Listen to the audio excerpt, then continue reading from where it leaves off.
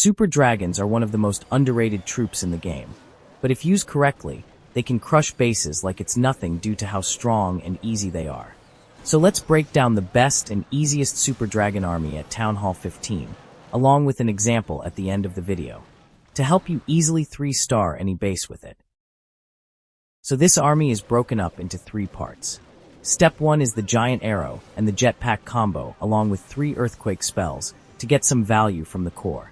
Step 2 is the funneling using your Queen and the Dragon Duke and a few Super Dragons. And lastly, Step 3 is using your remaining Super Dragons to take down the rest of the base.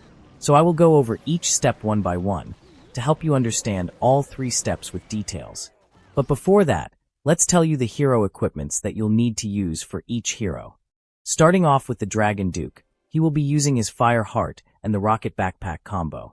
This allows the Dragon Duke to get value from the core of the base when paired with the Giant Arrow and 3 Earthquake spells. And as for the Fire Heart, it will help to keep him alive on the outside thanks to its massive amount of self-healing and HP increase, which allows him to set up funneling on the outside. And as for the Archer Queen, her Giant Arrow is best paired with the action figure, as the Giant Arrow will be paired with the Rocket Backpack to get value from the core, while the action figure will spawn a beefy tank in front of your Queen, which will help to keep her alive on the outside and set up funneling. But if you lack the action figure, then a slightly worse alternative is her Healer Puppet, as it will also provide enough survivability to your Queen with its 3 spawned healers to help her stay alive on the outside. And as for the Minion Prince, you want to use his Dark Orb and the Meteor Staff combo, as this allows the Minion Prince to do constant damage to defenses with his Meteor Staff, while the Dark Orb can be used to slow down defenses inside the base, which gives more survivability to your army. And lastly, for the Grand Warden, you want to use his classic Eternal Tome and the Healing Tome combo, as this allows him to protect all of your Super Dragons inside the base and help to keep them alive longer. So to start off the attack, you want to use the Queen's Giant Arrow and the Jetpack combo along with 3 Earthquake spells to get value from the core. Aim for defenses like the Monolith, Inferno Towers, or the CC.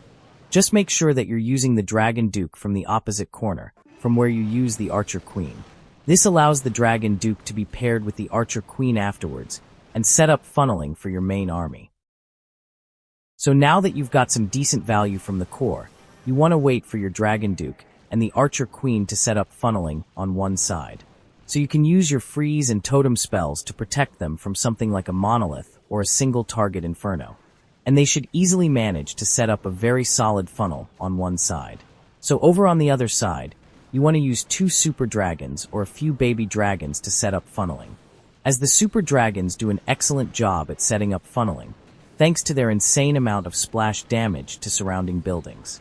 And both your Archer Queen, the Dragon Duke, and your Super Dragons should easily manage to set up very solid funneling on both sides. So now that you've set up funneling on both sides, you want to use all of your Super Dragons, Minion Prince, Sky Wagon along with the Grand Warden to take down the rest of the base. And since we are using the Sky Wagon, it will keep adding some extra units like balloons or minions along with an extra Super Dragon to our main army. You also have an Overgrowth spell with this army, which can be used to control the pathing of your troops and to minimize damage from something like a Rage Tower compartment.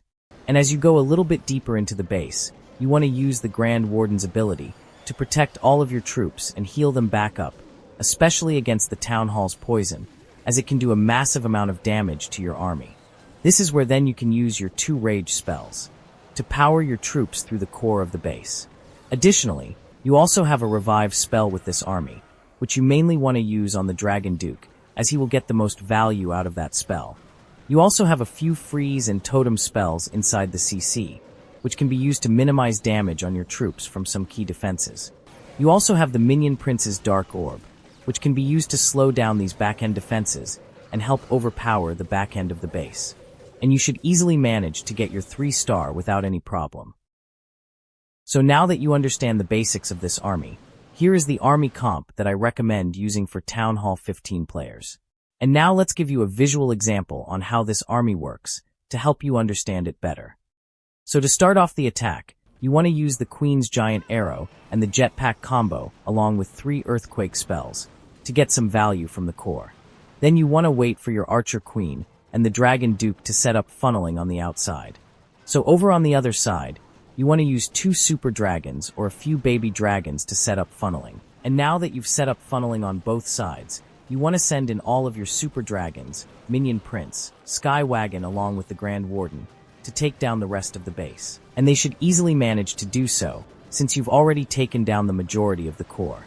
So as you go a little bit deeper into the base, you want to use the Grand Warden's ability to protect all of your troops and heal them back up, especially against something like a poison tower compartment.